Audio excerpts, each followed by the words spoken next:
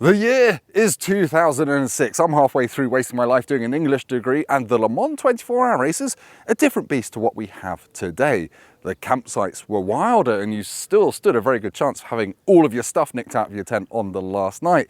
Hypercars racing there were but a distant dream, and weirdly, diesel was dominant. Audi had just won the first of 3 back-to-back titles with its diesel-powered R10. Audi wasn't the first to try a diesel car at Le Mans. A pair of French brothers entered a car powered by a 4.4-litre 6-cylinder diesel back in 1949.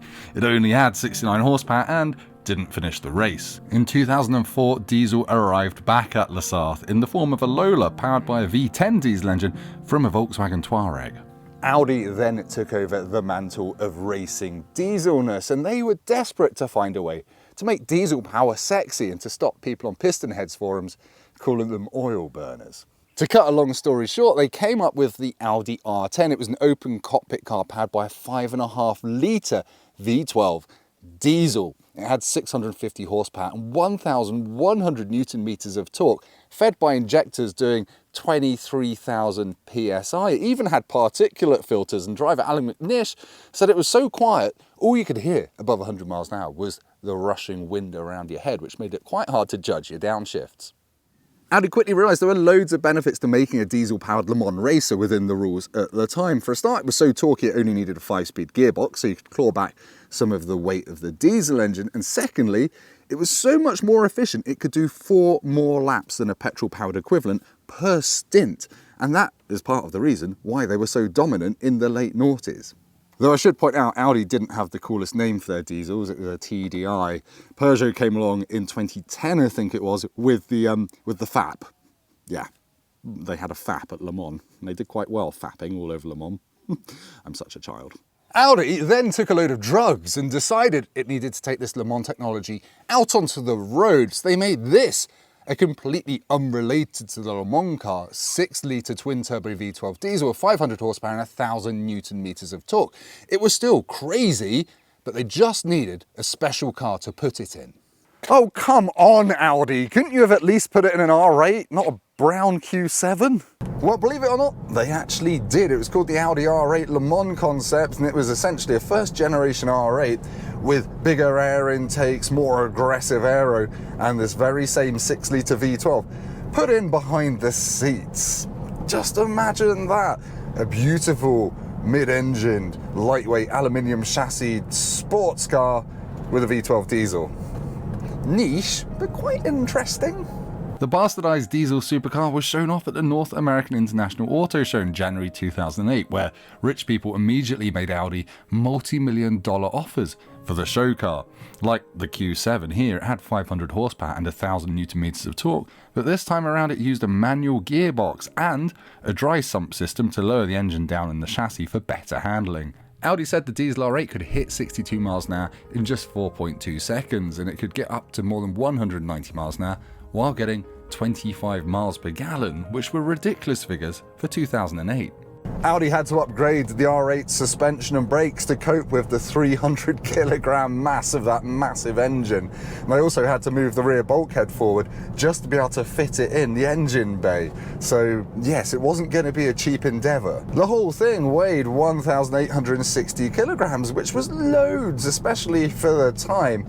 And I remember reading the first drives of this car because Audi bravely let journalists drive the one prototype. But they didn't really get a sensation of what a diesel R8 felt like because they were only allowed to drive it up to 35 miles an hour. They weren't allowed to launch it, and they weren't meant to go full throttle in any gear. Autocar magazine at the time said the prototype drove and steered just as well as a normal R8 thanks to its permanently leaking MagnaRide adaptive dampers, and it was also astonishingly quick in 3rd gear at full throttle, up to 35 miles an hour admittedly. Hell, it even had barely any turbo lag, and that is true in this Q7 as well. It does just go eventually once the gearbox has sorted its life out.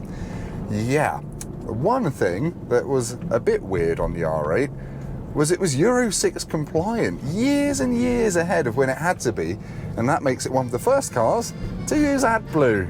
How exciting.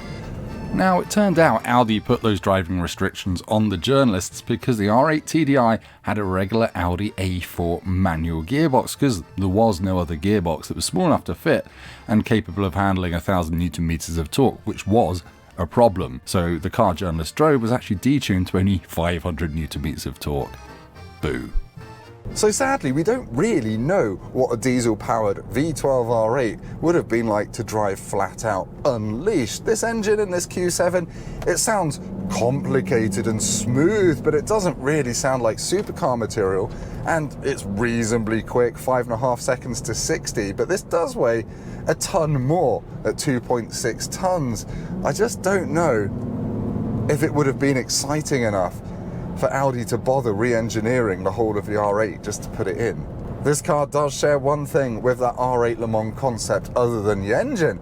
That's the carbon ceramic brakes, which are astonishingly good, but they do need to be, given, again, this weighs the same as a small moon. Somewhat predictably, perhaps, the Audi R8 TDI was killed off in 2009. Audi saying that it was just too costly to re-engineer the mid-engine sports car to take the devil's fuel. But there was some hope.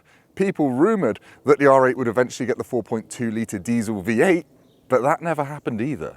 As we now know, diesel was, despite being hailed as the future of internal combustion, it was demonised by politicians, it dropped in popularity, and, well, you know the rest of the story. But I still dream of a weird mid-engine diesel supercar. Maybe I'm the only one, but the V10 petrol in the R8 is not a bad second choice. Anyway, thank you for watching this video. If it's been interesting, entertaining, or any of that, give me a thumbs up, go down, subscribe to the channel, leave me a comment, which is the German word for 12 cylinders of oil, and I'll see you next time. I'm going to do some more miles in the diesel unicorn. It's very brown and covered in flies, like a poo.